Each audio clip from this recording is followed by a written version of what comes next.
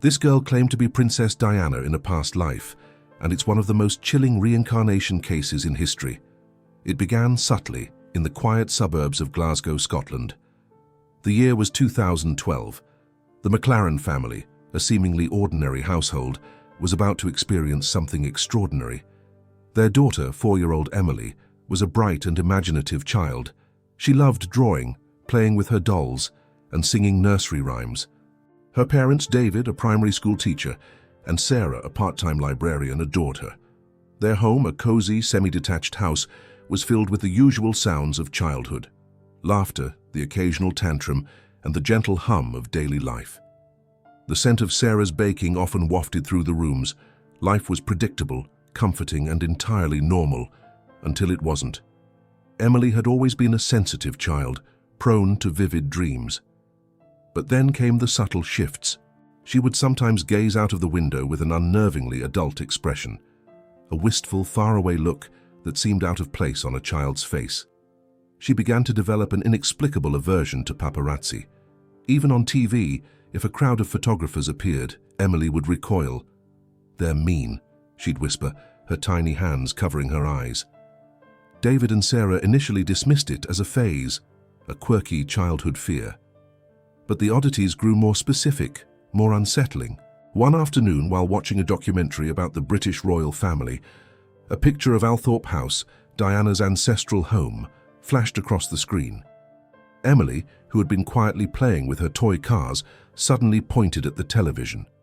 "That's my old house," she exclaimed, her voice firm and unwavering. David chuckled.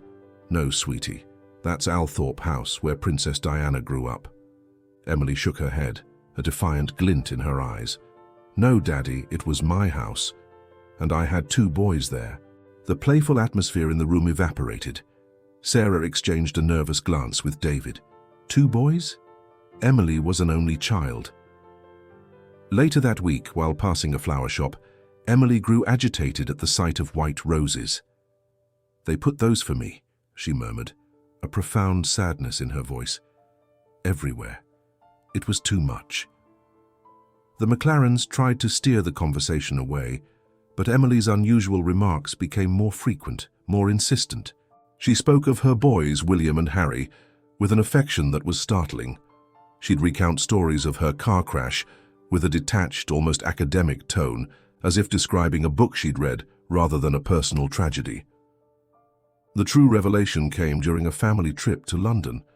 As they drove past Kensington Palace, Emily, mesmerized, declared, "I used to live there.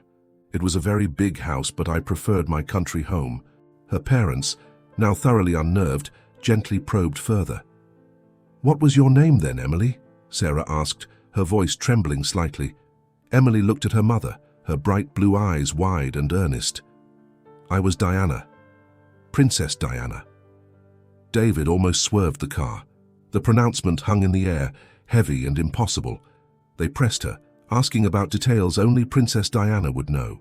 Emily spoke of her wedding dress, describing it with uncanny precision, mentioning the intricate embroidery and the enormous train.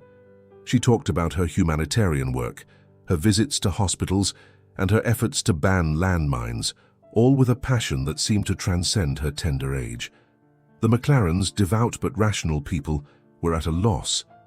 They sought counsel from their local priest, Father Michael, who, initially skeptical, was deeply moved by Emily's earnestness. He suggested they reach out to Dr. Eleanor Vance, a parapsychologist known for her research into child reincarnation cases. Dr. Vance, accompanied by a historian specializing in the British monarchy, Dr. Arthur Finch, visited the McLarens. They approached Emily with a battery of questions, carefully crafted to avoid leading her. They showed her various photographs, some of Princess Diana, others of unrelated public figures. Emily consistently identified Diana and could correctly name her sons, her former husband, and other members of the royal family. When shown a picture of the Eiffel Tower, she recoiled, whispering, "That's near where it happened."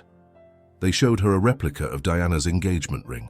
Emily immediately recognized it, describing the sapphire and diamonds in detail, adding, "It was too big for me at first." Dr. Finch, utterly stunned, then produced a lesser-known photograph of Diana's childhood pony, Smokey. Emily gasped with delight. Smokey! He loved sugar cubes. This detail, not widely publicized, sent shivers down the spines of the investigators. They were witnessing something truly inexplicable. If this shocks you so far, subscribe and tell us in the comments what you think about reincarnation.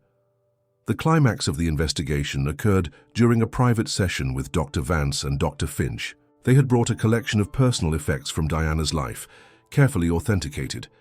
Among them was a small, delicate silver locket, once owned by Diana. It was known to contain a tiny, almost microscopic inscription on the inside, a private message from her mother. Dr. Finch presented the locket to Emily, asking if she recognized it. Emily took it in her tiny hands, her brow furrowed in concentration. She traced the delicate engravings on the outside. Then, with an almost uncanny precision, she flipped it open, peering closely at the inside. "Mummy wrote something there," she said softly, her voice barely a whisper.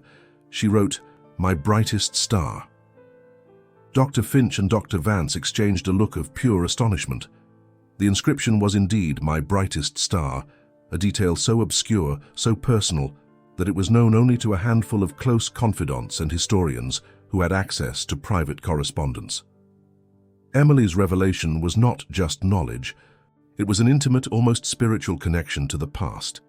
It was a supernatural proof that defied all rational explanation.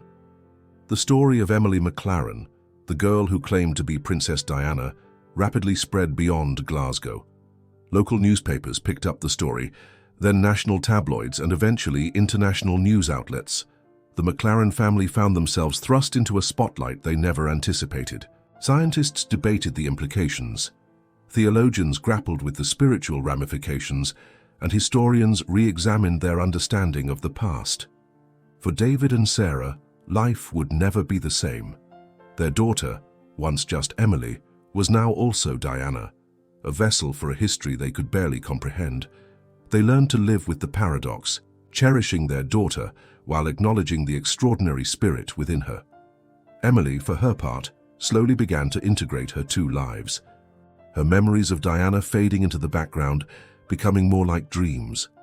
Yet the essence remained, a profound empathy, a quiet dignity, and an unwavering kindness that mirrored the very soul of the people's princess.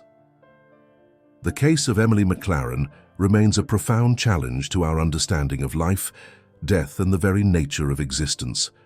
It forces us to confront the possibility that the boundaries of our reality are far more permeable than we imagine.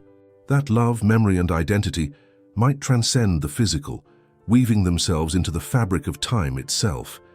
It leaves us with an enduring question, a whisper on the wind. What do you think? Could this child truly be the reincarnation of Princess Diana? Comment below and subscribe for more chilling cases.